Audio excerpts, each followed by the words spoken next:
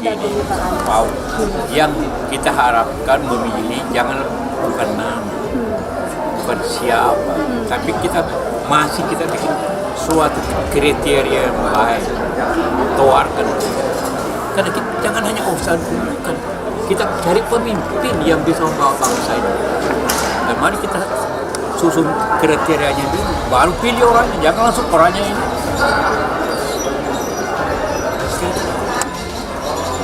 Kenapa Nasdem? Mungkin Nasdem berpikir kriterianya Pak atau siapapun ada Pak.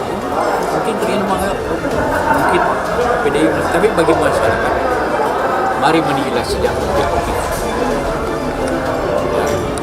Bukan jangan dulu ini anti. Kriterianya mana? Menurut saya adalah hak dari partai-partai politik untuk mengusulkan nama. Adalah hak dari organisasi manapun untuk mengusulkan nama. Tidak ada yang salah. Kalau ada ketua RT mengusulin, Pak, usulnya nggak ada yang larang juga. Jadi kita juga nggak larang. Tapi menurut saya yang penting adalah siapa yang mengambil keputusan akhir. Itulah yang kunci. Tentang usulan kan boleh dari mana saja. Tetapi kenyataan bahwa keputusan final diserahkan pada capres, itulah yang tadi saya sebut sebagai sikap kenegarawanan. Ya saya pribadi tentu ingin terus mempersiapkan diri.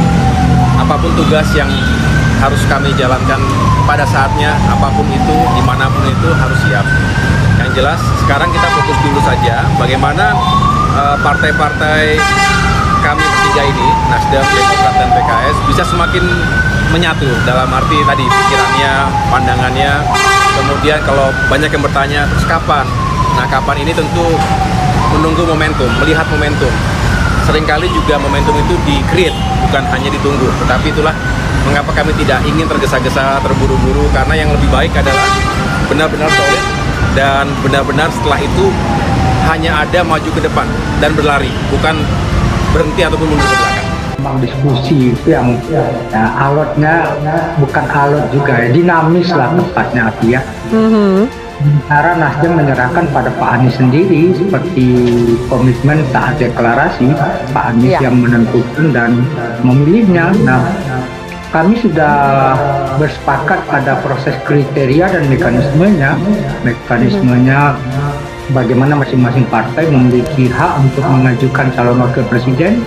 Yang kedua, kriterianya tentu harus saling melengkapi satu dan lainnya.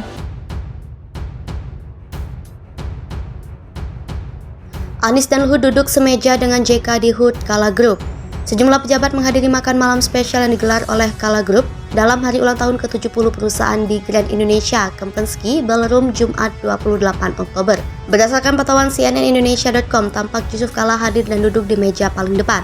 Ia tidak sendiri, terlihat ada ex-gubernur DKI Jakarta Anies Baswedan, Menko Kemaritiman dan Investasi Luhut Binsar Panjaitan, dan Imam Besar Masjid Istiqlal Nasaruddin Umar menemaninya. Selain itu, ada juga Kepala Bappenas Suharso Manoarfa, mantan Menteri SDM Sudirman Said, politikus senior Abu Rizal Bakri, hingga ex-Menteri ATR atau BPN Sofyan Jalil. Meski demikian, Luhut tidak cukup lama menghadiri acara ini. Ia tampak meninggal lokasi setelah bertegur sapa dengan para pejabat lain. Yusuf Kala sendiri merupakan mantan pejabat RI sekaligus mantan pimpinan Kala Group. Adapun saat ini Kala Group dipimpin oleh Solihin Yusuf Kala. Didirikan pada tahun 1952, perusahaannya ini memiliki 36 jenis usaha, mulai dari percetakan hingga tukang cukur. Meskipun banyak, usahanya tidak selalu berjalan mulus. Di bidang otomotif, Kala Group ini memiliki merek dagang di kawasan Indonesia Timur melalui bendera PT Haji Kala. Menurut JK, penjualan merek Toyota ini lebih dulu dilakukan Kala Group dibanding Astra. Bisnis Kala Group juga meliputi usaha baja, semen, dan tekstil.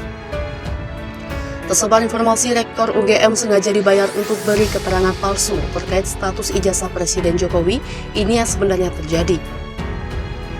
Baru-baru ini tersebar sebuah informasi yang menyebutkan Rektor Universitas Gadjah Mada mengakui kecurangan ijazah Presiden Joko Widodo dan dibayar beredar di media sosial.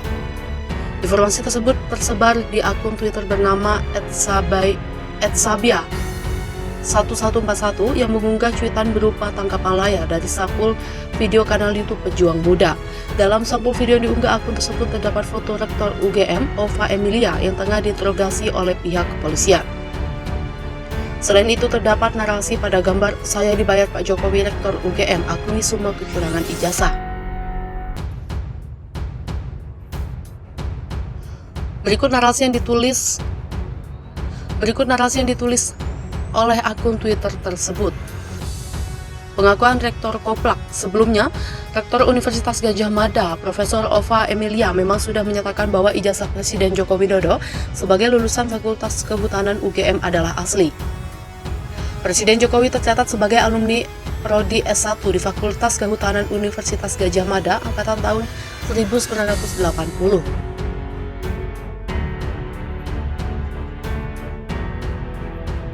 Lantas apakah Rektor UGM dibayar untuk berbohong mengenai status ijazah Presiden Jokowi? Mengutip cekfaktasuara.com, isi video tersebut tidak menampilkan pernyataan Rektor UGM yang mengakui kecurangan dan dibayar oleh Jokowi. Video tersebut malah berisi pernyataan Rektor UGM terkait keaslian ijazah milik Jokowi dan dinyatakan lulus pada tahun 1985. Cuplikan video tersebut juga menampilkan pernyataan penggugat ijazah Jokowi.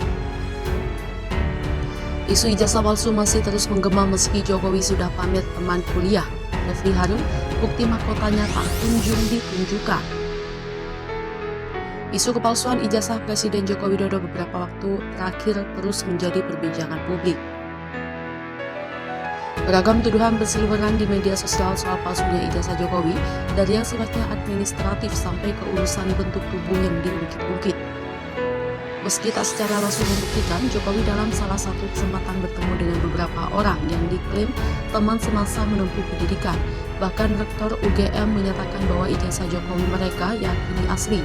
Nyatanya hal itu tak menghentikan pihak-pihak yang terus menganggap ada kejanggalan pada ijazah Jokowi.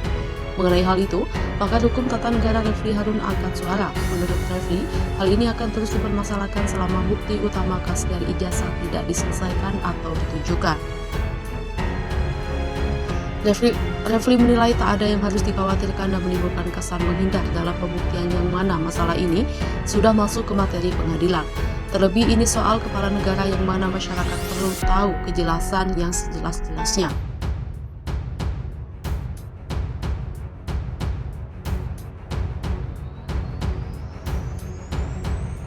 Refli menilai saat ini yang terjadi adalah kesimpangsiuran di masyarakat terhadap isu palsunya ijazah seorang Jokowi. Karena itu, perlu adanya tanggung jawab memberikan informasi yang sejelas-jelasnya, bukan hanya sekedar mengklaim.